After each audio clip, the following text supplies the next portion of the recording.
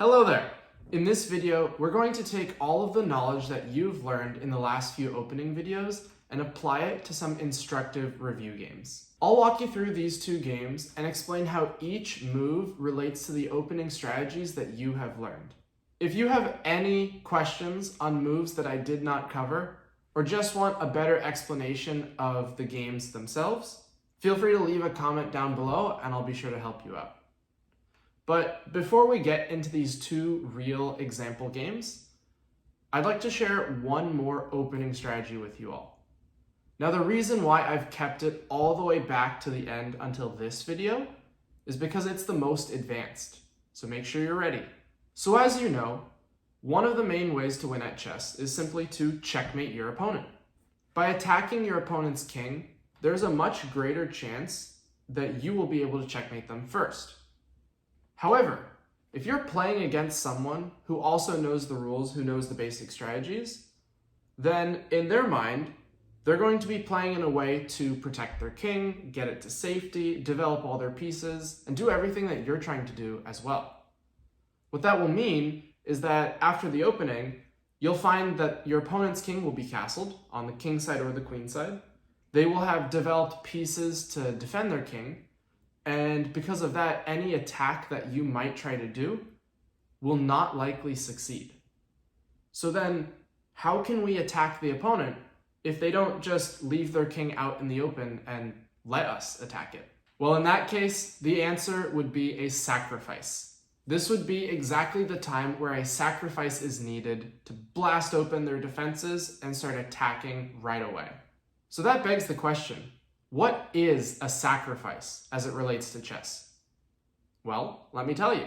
A sacrifice is where either you or your opponent intentionally gives up material to achieve some kind of goal.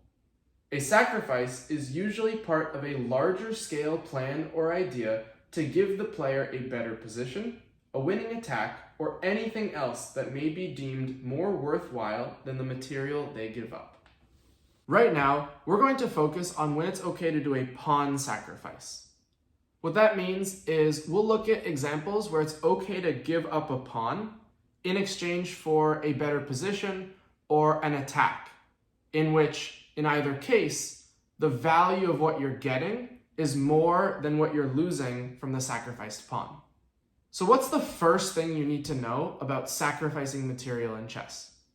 Well, you must have a reason for doing that sacrifice. Otherwise, it's simply going to be wrong. For a sacrificed pawn, you must achieve at least one or more of these four things. First, get quick development straight out of the opening or into the middle game. Second, deflect the enemy queen.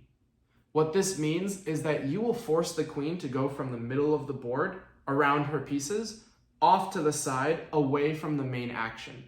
Without their strongest piece in the action, the opponent will find it difficult to play good moves. Third, you could prevent castling. Now, it's much easier to attack when the opponent's king is stuck in the center, so a pawn sacrifice that forces it to stay in the center and doesn't allow it to castle would be a good thing. And fourth, a pawn sacrifice that builds up a strong attack would be a good thing. This is because you will be able to get a lot of tempo and a lot of time to organize your pieces for an attack. So as a quick recap, these four things that you want to try and get with a pawn sacrifice, or at least one of these four things that you want to try and get. So the first would be to get rapid development. The second would be to deflect the enemy queen out of the action. The third would be to weaken the enemy king or prevent it from castling. And the fourth would be to build up a strong attack. If you can get at least one of these four things, your pawn sacrifice will have been a good strategic decision. I'm going to move on to the board now and show you two example positions where white and black have played an opening line that sacrifices a pawn, and both of these are correct pawn sacrifices. Let's head on over to the board and I'll explain in more detail. Here is the first opening variation, where we will be looking at it from white's perspective. The game starts normally with an e4, e5 opening, where both sides develop their pieces to normal squares that you know already. But instead of playing a normal developing move like pawn to d3, knight to c3, or castles on the king side, white chooses to make a sacrifice. White plays the move pawn to b4. This is called the Evans Gambit, and it's something that we'll review in more depth later on. The point behind this move is that white is giving away a pawn and trying to bait either the knight or the bishop farther away from the center. The bishop takes, pawn goes to c3, the bishop retreats, pawn goes to d4. White is making pawn moves in the center and counter-attacking the black bishop, so it's okay that he's moving multiple pawns because they each make threats. The bishop retreats, white castles, and now we get to this position. White can follow up with a number of threats, some of them which you already see on the board. Let's look through each of them one by one. So first, your knight and your pawn both have the ability to capture on e5. Playing pawn to d5 would attack the black knight. Playing queen to b3 would develop a piece and also get this strong diagonal with the bishop, and would threaten bishop takes f7 check, which would prevent the enemy king from castling. And lastly, bishop to a3 would be a good move because it looks on this entire diagonal, which would prevent black from castling because he would not be able to castle through check. Because all of these threats are here in this position for white, and he has more control over the center and more development, white definitely has achieved a good sacrifice. By giving away a pawn, he has greater control of the center, better developed pieces, and potential for a strong attack. So this is, of course, a successful sacrifice. White's positional advantage is worth much more than one pawn. Let's take a look at a second example. This second example will be looked at from black's perspective. White plays e4, and instead of playing the normal e5, black plays d5, which is the center counter opening or the Scandinavian defense. White captures the pawn, and then black plays knight to f6, ignoring the pawn and just developing another piece. Black could have recaptured the pawn with his queen, but then he would be violating another important opening principle, which is moving the queen out very early. This might allow white to develop a piece and attack the black queen. Already you can see that this doesn't look all too great for black. That's why instead he prioritized piece development with knight f6. Now white tries to be greedy and plays c4. Of course, there are many different moves that white could have played instead, but this variation that I'm showing you is just an example of what happens when one side doesn't play the correct opening strategies and the other side can punish them for it. Black now makes a sacrifice by playing pawn to c6, trying to give away this pawn but get rapid development. At this point, black is down one pawn, but he already has two pieces developed to white's 0. Let's see how the game continues. White plays knight c3. Black fights for control in the center with pawn to e5 and also opens up his bishop. d3, bishop f5, a3, bishop to c5, bishop e2, and now castles. So black here has sacrificed one pawn and has achieved rapid development with all four minor pieces out and his king castled. He has greater control of the center with every minor piece, his queen and his e5 pawn attacking central squares. And because of these reasons, this is also a successful pawn sacrifice. There may not be any major attack like in the first game. That usually happens in the Evans Gambit, and we'll see an example of that shortly. But in this position, The extra development, more control over the center, and safer king all mean that this is a successful sacrifice. Let's go back to the main lesson.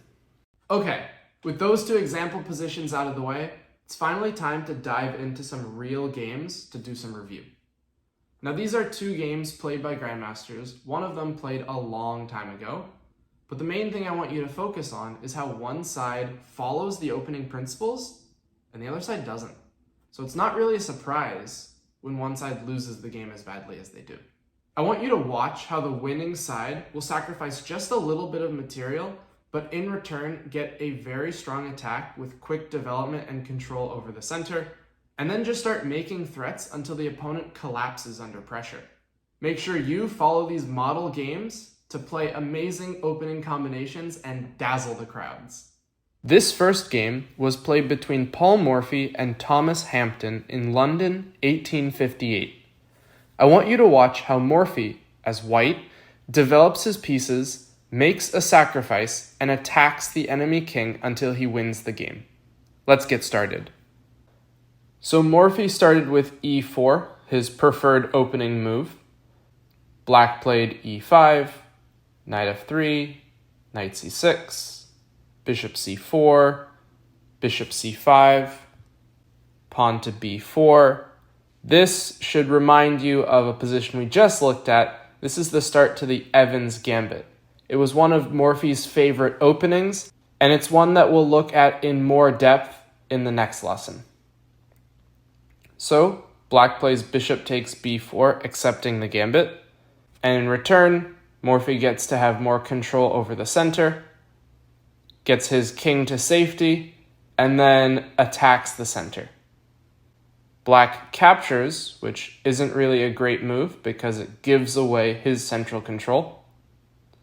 White takes back. Black retreats his bishop. And Morphy plays knight c3. I want to pause in this position because this is the first clear example where there are no threats after the sacrifice has been played. Morphy has given away a pawn when he played pawn to b4. But in return, he got control over the center with his pawns. He also has 3 pieces developed into the center, and he got his king castled. Black, on the other hand, has 2 pieces developed, and will still require 2 moves before he can get his king to safety. But in those 2 moves, Morphy is planning to attack.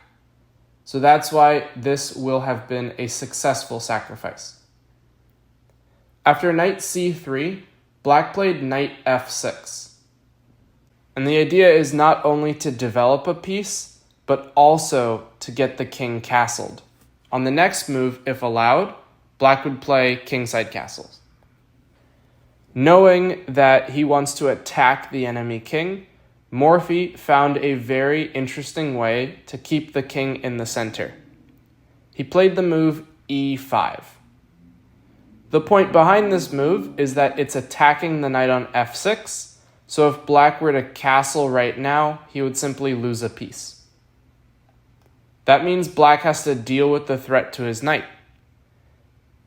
He chose to capture the pawn on e5, but when the d6 pawn is no longer there, Morphy uncorked bishop a3, which is a great move because it develops a piece and prevents the enemy king from castling.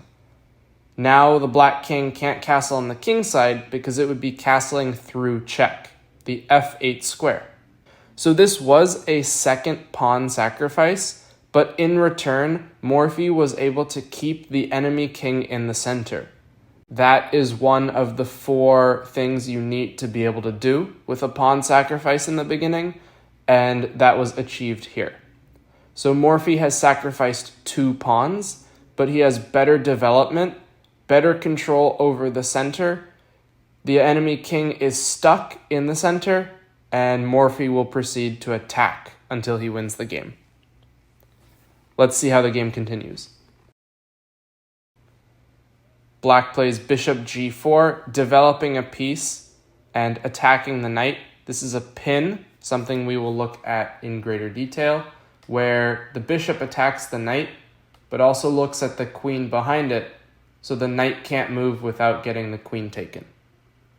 That's why Morphy played queen b3, which makes a counterattack, where if black were to capture the knight on f3, he actually gets checkmated in 2 moves, with bishop takes f7, check, the king is forced to go to d7, and then queen e6 is checkmate.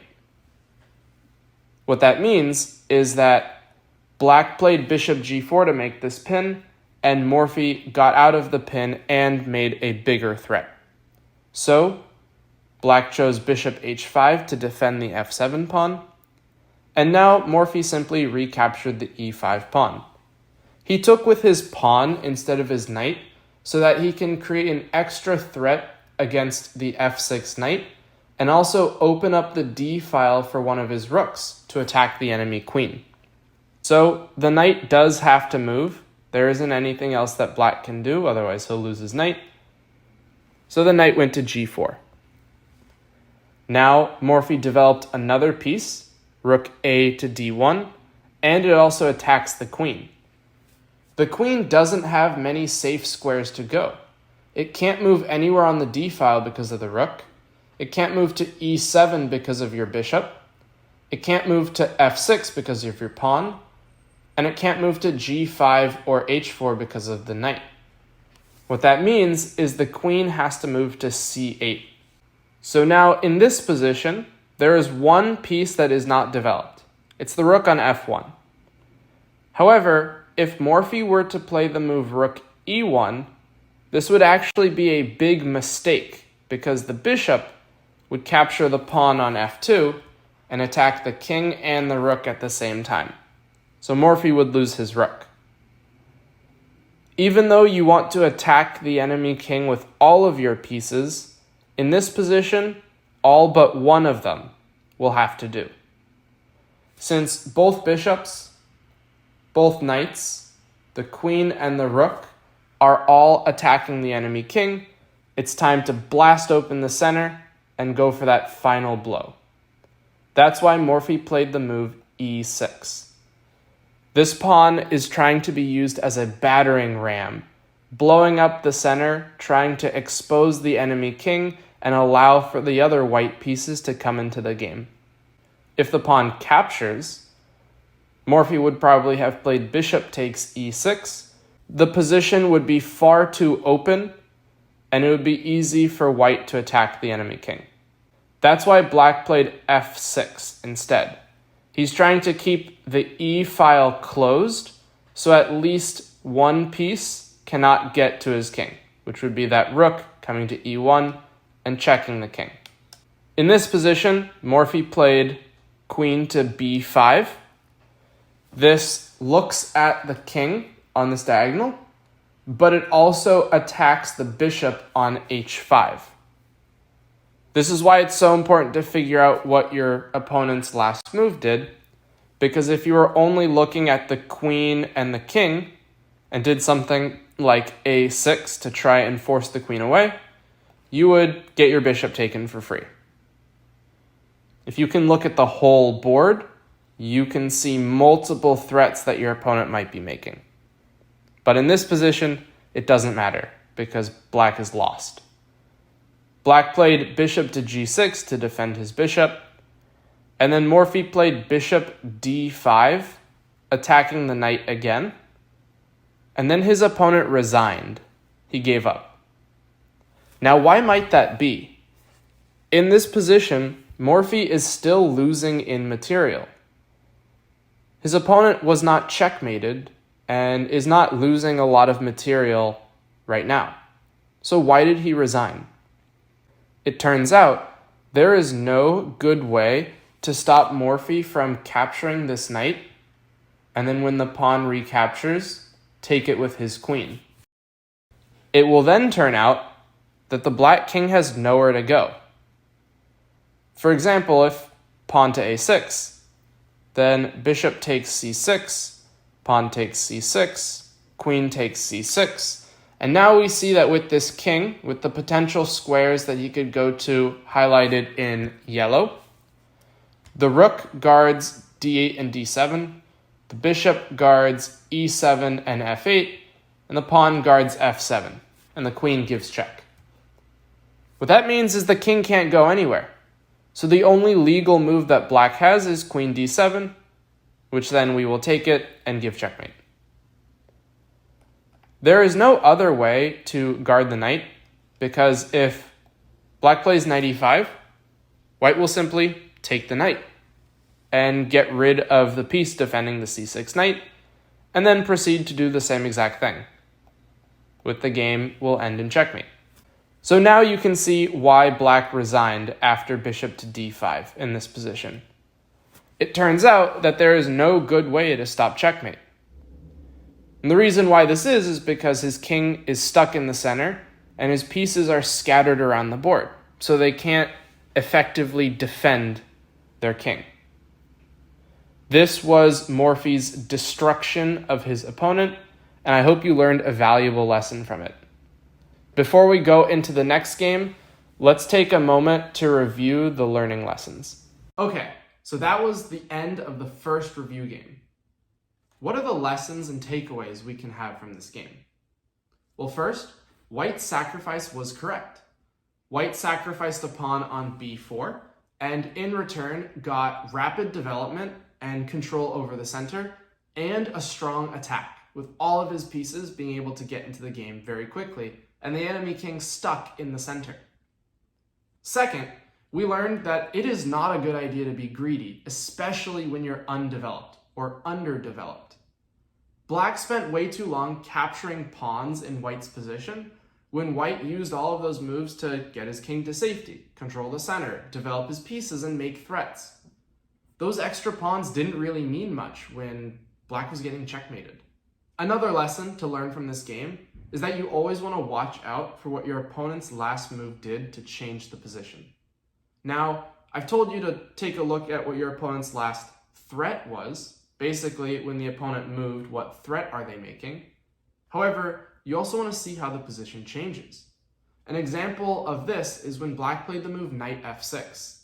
He's developing a piece and attacking the pawn on e4, but more importantly, he's preparing to castle. Since black was getting attacked and his king was stuck in the center, allowing black to castle would give him a better position and would essentially destroy white's attack. If you recognize that the move knight f6 was preparing to castle, you can be much better prepared to stop that idea, just like Morphy was when he played the move e5 and then bishop a3 to force the king to stay in the center. Fourth, I want to make sure you always watch out for tactics on every single move. This is something that we'll cover a lot more in future videos. But if you haven't heard already, tactics are incredibly important to your chess. And fifth, something that you've learned from this game is that central control plus active pieces can form a quick and destructive attack against a weak enemy king. You put those two together, you start attacking the enemy, and it's very likely that you're just going to checkmate them right out of the opening. So those are the 5 things that you could have taken away from this first review game. But that's not all we have. We have one more game to look at, which will hold many of the similar opening lessons, but a couple different ones too. Let's head on back to the board and see a more recent game where a grandmaster destroys his opponent. Okay, now we're back at the board. We're going to look at the second review game. I did say this one was more recent than the Morphy game. It still is 30 years old, but it's a lot better than games in the 1800s. So let's take a look at this game. This is the Scandinavian defense, and just like before in the example position, instead of capturing the pawn on d5, black plays knight to f6. Now, in the example position, we saw white play the move c4 and try to be greedy and keep on to his pawn. But we know what happened there with black playing c6, getting a really nice attacking position in the middle of the board. White played a much better move than c4. There's no need to hold on to this pawn because it's going to be lost regardless, so white played the move d4. White focused on controlling the center because there's no black piece guarding the d4 square or no black pawn in the center either. White's idea is that if the queen will capture the d5 pawn, the knight will come to c6 and attack the queen, similar to how this would have happened on the second move. However, if the knight captures the d-pawn, now white can play the move c4. This gets a two-pawn center and also forces the knight to retreat. And then white can continue his development by bringing out his knights with knight c3 and knight f3, bring out his bishops, let's say bishop e2 and bishop e3, and then castle on the king side. White will have good development and control of the center with these two central pawns when black has no pawns in the center. That's why black did not capture the d5 pawn. He used this as the pawn sacrifice already, and he played the move bishop to g4. Black is developing another piece and attacking the white queen. White played the move f3, which does counter-attack the bishop and force it to move a second time, but just make sure you're starting to see how white has only been making pawn moves so far, and also moving this f-pawn weakens the king a little bit more. This is actually going to prove detrimental to white later on in the game. So black moves his bishop again because he doesn't want to lose a piece. White plays c4, and now we can see he's starting to get greedy. White probably should have let go of the pawn, playing something like knight to c3, or even bishop to b5 check. Both of these moves get a piece developed and into the game. But with c4, white's trying too hard to keep onto that extra pawn, and he still only made pawn moves. Black plays e6, allowing a second pawn sacrifice, because after d takes e6, there is no more d5 pawn controlling the c6 square, so black plays knight c6. Fully aware that he may be giving away another pawn and losing the right to castle, but in return, what I would like you to see is that it only takes two more moves with bishop b4 and rook e8 to get pieces into the game and immediately start attacking the enemy king. Black also has immediate threats with capturing the d4 pawn, getting one of the two pawns back. But just in general, after I remove these arrows, notice how black already has three minor pieces in the game and a very easy way to get two more into the game, both with checks. So there are two free moves because they're attacking the enemy king, while white still has all of his pieces on the back rank. This, as always, is a recipe for disaster. In the game, taking on f7 is not what happened in this position. White instead chose to play bishop e3, which definitely is a better choice because it guards the d4 pawn and develops a piece. But sadly, or I guess good for black, white's first piece developing move was on move 7. Black played bishop b4, getting his bishop into the game with a free tempo because it's checking the white king. So black will get a free move basically. White plays knight c3, which is a good way to block the check because it gets the knight into the game.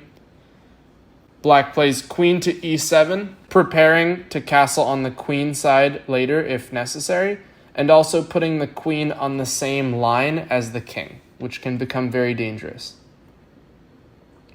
White played yet another pawn move with d5, attacking the black knight, but now black found a very nice move.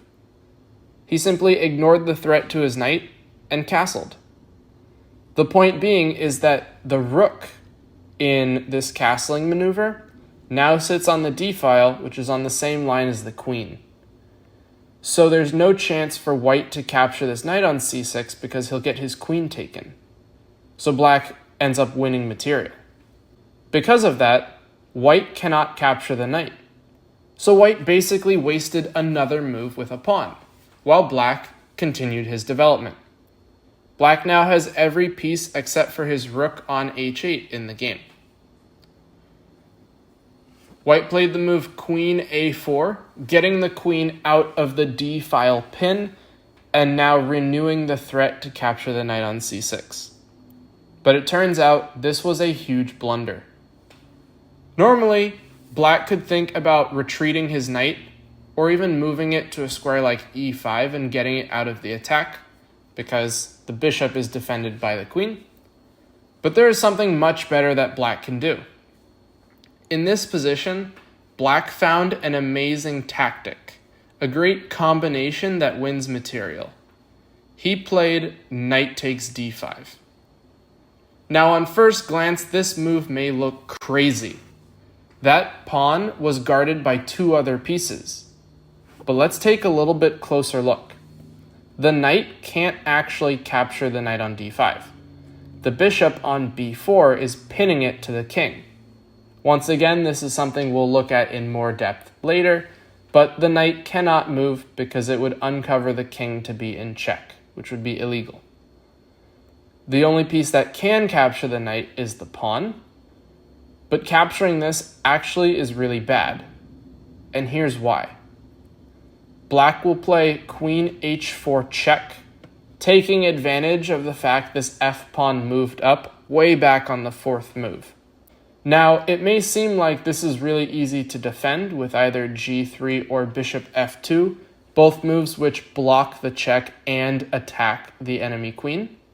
However, notice how the black queen and the white queen are on the same exact rank.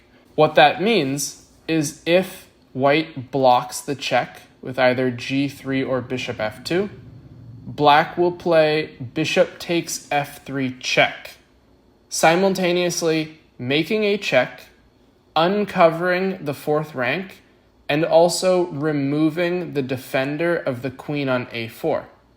So when the bishop is recaptured, black will take the white queen for free. So black wins a lot of material in this position. The same exact thing would have happened if bishop went to f2. You would take the knight and then capture the queen.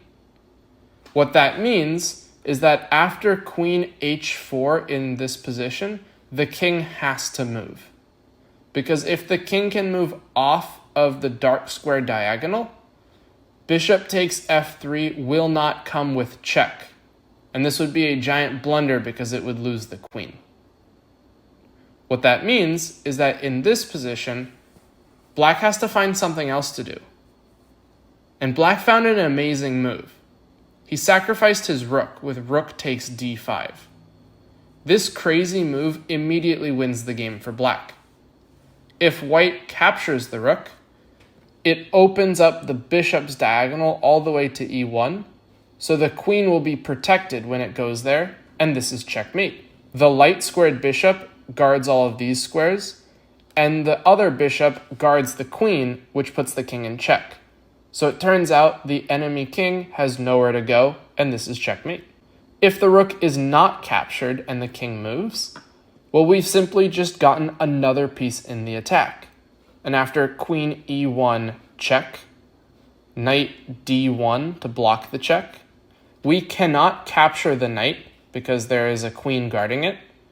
But instead, we have a simple checkmate in two moves with bishop to d2, bishop takes d2, and queen takes d2.